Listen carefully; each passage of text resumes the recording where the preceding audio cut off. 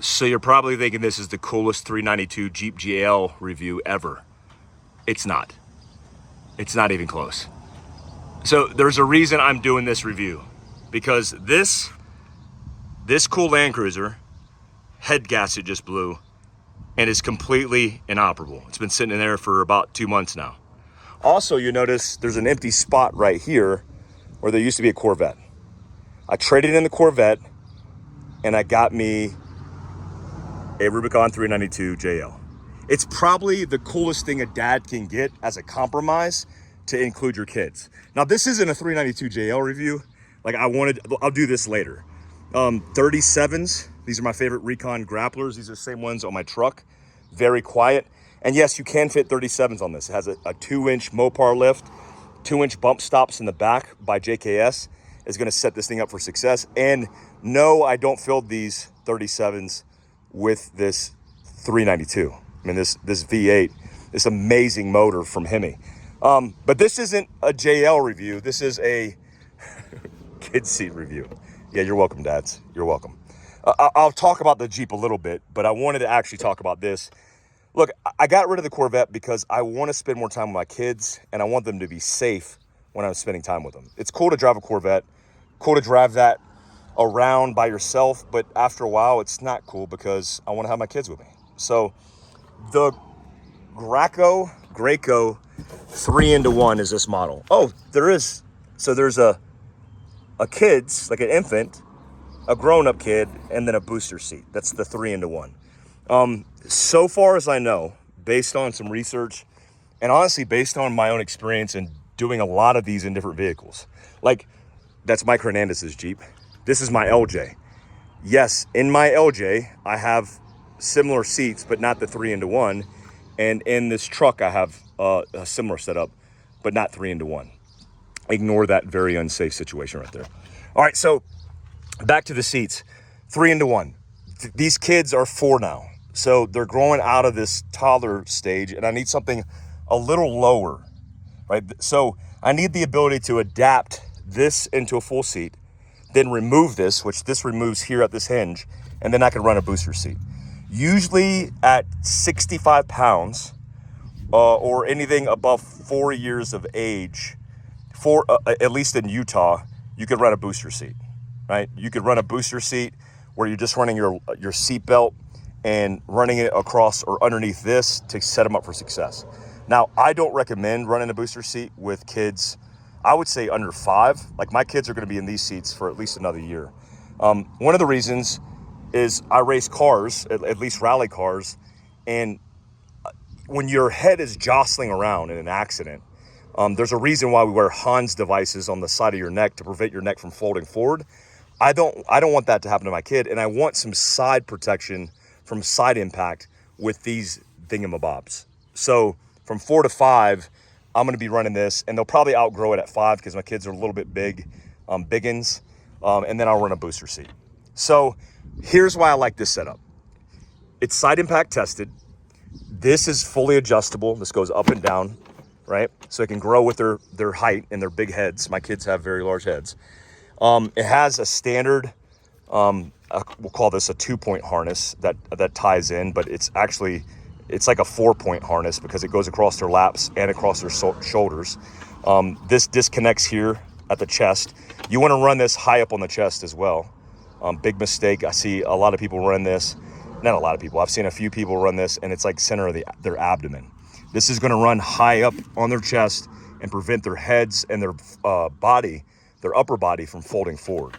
So really sleek setup, really clean. I like how it has a lower position. A lot of these are scrunched up, especially for infants, and I get it because it's a smaller child. But this setup is perfect to clear enough headroom and keep them spaced out from this chair. Now I got this chair all the way up. Don't think that's how I'm rolling. I'm rolling it like right here. But it doesn't go all the way out from the chair like some of them do. Some of them push pretty far forward. They have fancy cup holders on the side. It's like that neoprene material. It's like a wetsuit material, which is easy cleaning. My kids are a mess, and this place is not going to look like this for much longer. I also like how they have little armrest here and the cup holders here, but no other stuff. Some of the ones that I run, even in the one in my JL, excuse the mess, you can see how scrunched up this is, how beefy this is. Yeah, my kids drink liquid death. Aren't you like that Army Jeep right there? That's pretty cool. Should probably take that. Ignore this magazine. That's 300 blackout. All right, so when we had this set up, you could see it's really scrunchy, and see how far it comes off the seat. I mean, it comes pretty far off the seat, and I don't like that. Now, this is it's called safety first, but they've outgrown these, and so you could see it's sticking out pretty far. I'm just not a big fan of this because it's just too much. Perfect when they were like up to 3, but now they're about to turn 4. I need different options. Now that is a better option, but not as safe. This is also made by Graco or Graco. But let me show you why I love this setup. So on the back side of this, it is hooked in to these hooks. These hooks right here. So on stock vehicles, you'll see this hook. It's a bar that locks into your seat. That is very important to lock that in your seat. And what I love about these seats, actually, let me go and do this for you. Sorry, I already installed this prematurely. This is pretty easy to work with too, versus some of the car seats that I use. All right, so right here, you're gonna tie into this bar right here. And I like how this strap splits at the back and ties into the other side right here. And it comes through here. So not only does your seatbelt come through here and buckle in, but this cross strap comes through the back and is wide and ties into the seat, which prevents the seat from the bottom from moving forward. Now, the rule of thumb is, at least by the manual, is you want no more than 1 inch of travel. What I found is this is kind of a pain in the ass. It's hard to prevent 1 inch of travel. I mean, I've tried to strap it, but that's more than 1 inch, at least by my man guesstimations. That's like 6 inches right here, right? That's 6 inches. So yeah, it's hard to get that strapped in. But what I love is it has 2 cross straps at a Y intersection that tie into the bottom.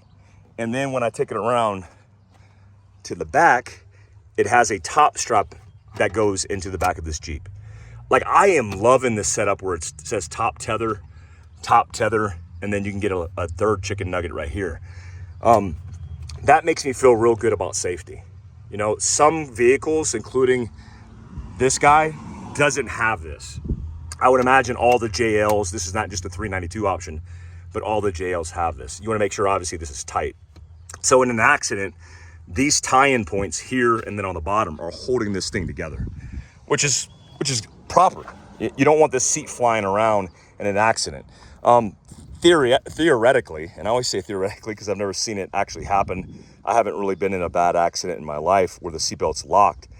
At least I don't remember that. I got in a couple accidents when I was 16, but this seatbelt's supposed to lock.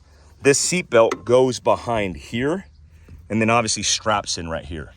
Now, what's cool about these is my kids are getting good at undoing these, the top strap and the bottom straps. So you just leave this open like this, and I could do it with one hand. Really a pain in the ass in the JL. I don't mind that the kids can do it because my kids are really responsible. We always say safety first, and they do it. So having this set up where this is open, they get in, they sit down. It's already adjusted to their body. They strap in. I take a look back in the mirror, maybe even throw my arm back and check if they're good. And the only thing really as a checkpoint is making sure that this is high up on their chest. And that's really convenient. I mean, I recommend, especially if they're not old enough to do this for themselves, always tying them in. Now, the only concern is you could see, I mean, these are big seats. These are not small seats. You can see the distance between here and here. So if that's a leg, I mean, they're going to be crunched up on these seats. Maybe that's a good thing in an accident where they're kind of like set in a position where they can't move, but it kind of concerns me that it's pretty tight, but I can't get away with anything else. I mean, this is backed up as far as it goes, and this rear seat doesn't go back any further. So guys, I know this is like not a cool JL review. It is a car seat review. I promise I'll get to this later.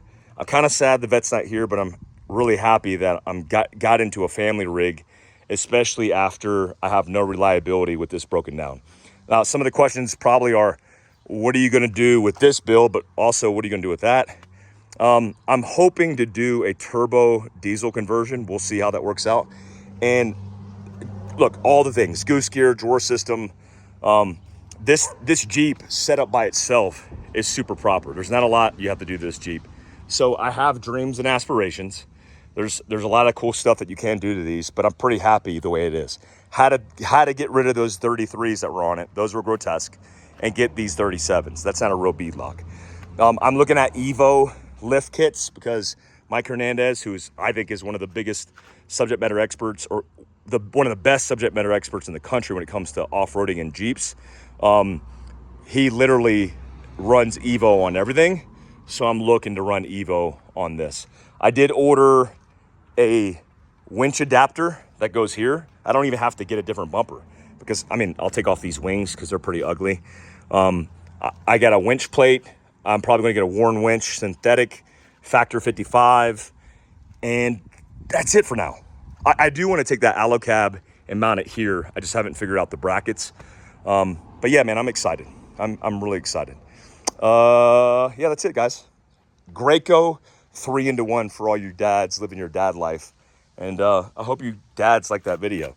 If you don't like these videos because you're not a parent, keep it archived. Subscribe and hit the notification tab because I encourage you to have kids and go out and have fun with your family. Till next time. Peace.